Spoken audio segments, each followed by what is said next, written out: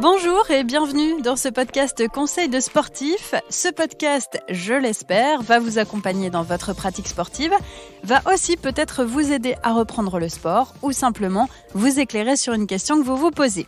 Alors comment on va faire ? Eh bien c'est très simple, on va écouter les témoignages de pratiquants ou s'entourer d'experts au super conseil. Je vous propose aujourd'hui qu'on s'interroge sur une phrase qu'on nous dit ou même qu'on nous répète souvent « Va courir, ça va te faire du bien ». Ok, super, mais j'aurais tendance quand même à dire pourquoi et comment. Eh bien, on va prendre l'avis de Julie, nutritionniste et coach sportif chez Decathlon Coach. Je lui ai préparé quelques questions sur le sujet et a priori, elle a l'air d'avoir des arguments imparables. Ouais. Alors, première question Julie, il paraît que la course à pied, ça fait rajeunir, c'est vrai ou pas ? Alors oui et non, c'est-à-dire qu'en fait, en règle générale, les personnes qui font de la course à pied paraissent plus jeunes. Donc on a l'impression effectivement que ça fait rajeunir. On sait aujourd'hui que l'activité physique en général et notamment les sports d'endurance vont vraiment influer sur la qualité de la peau, l'élasticité de la peau. Et souvent donc les personnes qui font ce type d'activité se retrouvent à paraître 5, 6, 7 ans plus jeunes que ce qu'elles ont en réalité. Voilà. Aussi sur la tonicité musculaire, le tonus musculaire, les muscles sont plus toniques, donc il y a un galbe qui est souvent plus sympa chez les personnes qui font une activité physique. Et tout ça, ça contribue aussi au fait d'avoir l'impression de rajeunir. Mais je pense qu'au fond, on fait notre âge. Enfin, on a l'âge qu'on a.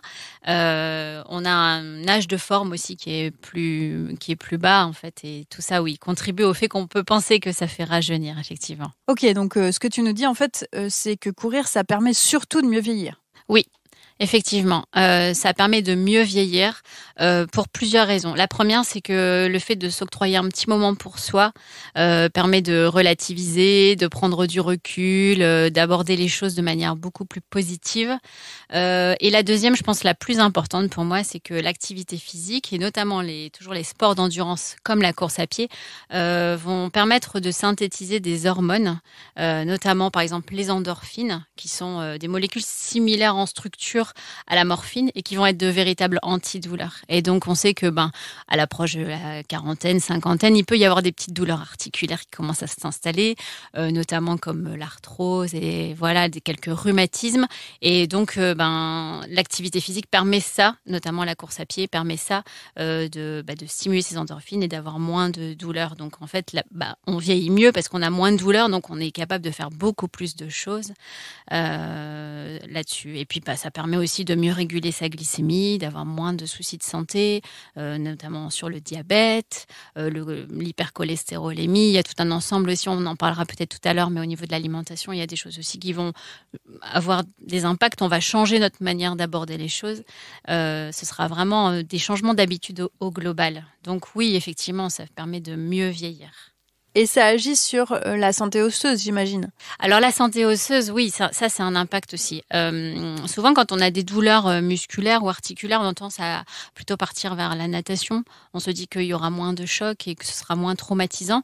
Et en fait, c'est vrai et faux en même temps, parce que le fait de faire de la course à pied ou un sport à impact va permettre de stimuler la croissance ou en tout cas va limiter la dégradation osseuse et va permettre une bonne densité osseuse.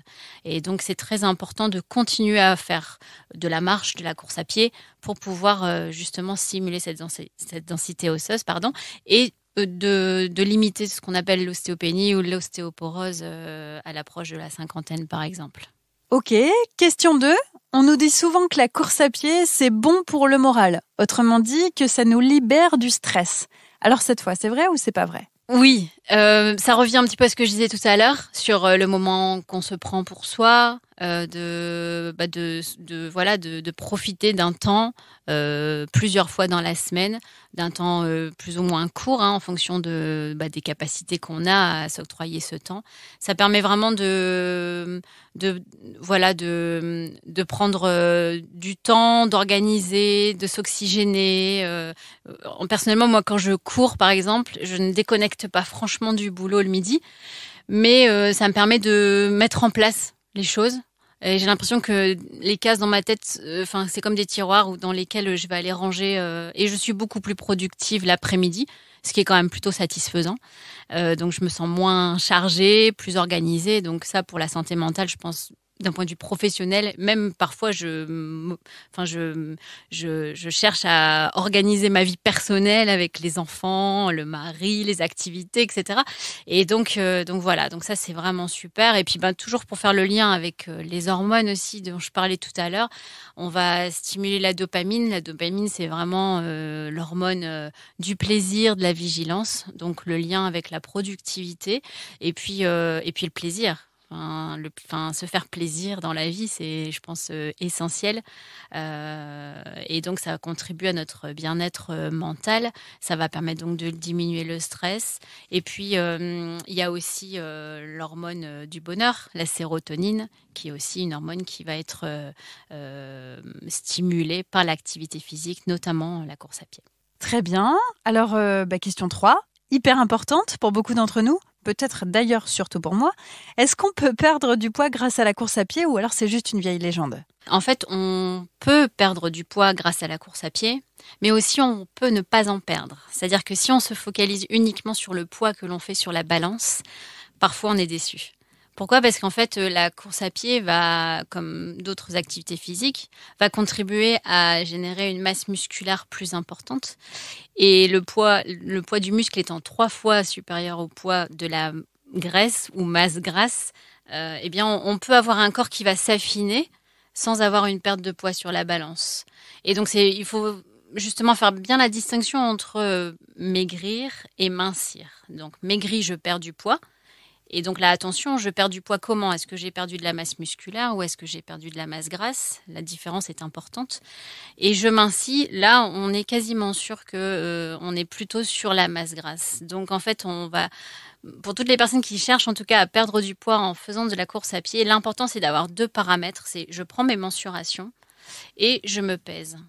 Et comme ça, je suis sûre de savoir quel est le résultat, si j'ai des résultats et quels sont les types de résultats que je vais observer. Et surtout, je ne suis pas déçue si je ne me concentre que sur le poids. On passe à la question 4. Julie, hyper pragmatique celle-là. Qu'est-ce qu'on doit manger quand on veut aller courir ? Alors, l'alimentation, c'est un vaste sujet. Surtout en ce moment, on en parle beaucoup. Moi, je dirais le meilleur des conseils, c'est de s'écouter. De savoir ce qui est bon pour nous. Avec l'alimentation équilibrée, on prend pas trop de risques, c'est-à-dire que normalement on est censé, grâce à l'alimentation équilibrée, apporter tout ce dont notre corps a besoin. Donc manger varié, ça c'est une règle aussi. S'hydrater, c'est important pour apporter l'eau nécessaire au corps. Il faut quand même savoir que le corps est composé de 60% d'eau, donc c'est important de s'hydrater pour éliminer les toxines, éliminer les graisses aussi qu'on va déstocker par l'activité physique et notamment la course à pied. Donc en général, on dit 3-4 repas par jour avec les 3 repas principaux, une petite collation.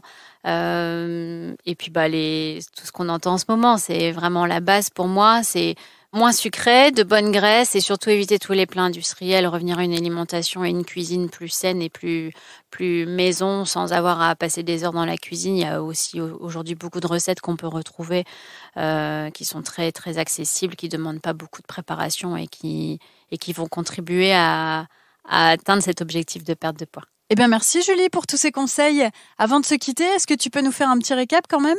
Alors, la course à pied, c'est idéal pour la perte de poids ou l'amincissement.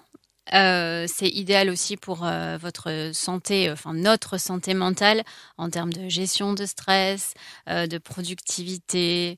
C'est idéal aussi pour la santé osseuse, pour prévenir les problèmes de santé, qu'ils soient cardiovasculaires, musculaires ou articulaires. En général, de toute manière, toutes les activités physiques sont bonnes pour la santé et la course à pied fait partie des sports d'endurance qui ont des bénéfices plus importants que d'autres activités. Ok, d'accord. Par contre, pendant que tu nous faisais le récap, j'ai pensé à une dernière question qui est plutôt essentielle pour moi. Où est-ce qu'on trouve la volonté pour aller courir ? Tu sais, celle qu'on cherche souvent, voire même désespérément. Je crois que ça se trouve en nous, en chacun de nous. On a tous des besoins différents. des motivations, des sources de motivation différentes. Je crois qu'il faut se fixer des objectifs. C'est le plus important, je pense. Soit un objectif sportif, je m'inscris à un 10 km, à un 5 km, je m'inscris à quelque chose de plus important. Ça, c'est important, je pense, pour la régularité. En tout cas, moi, je suis comme ça. J'ai besoin de me fixer des objectifs pour être régulière. Sinon, on a vite fait de lâcher.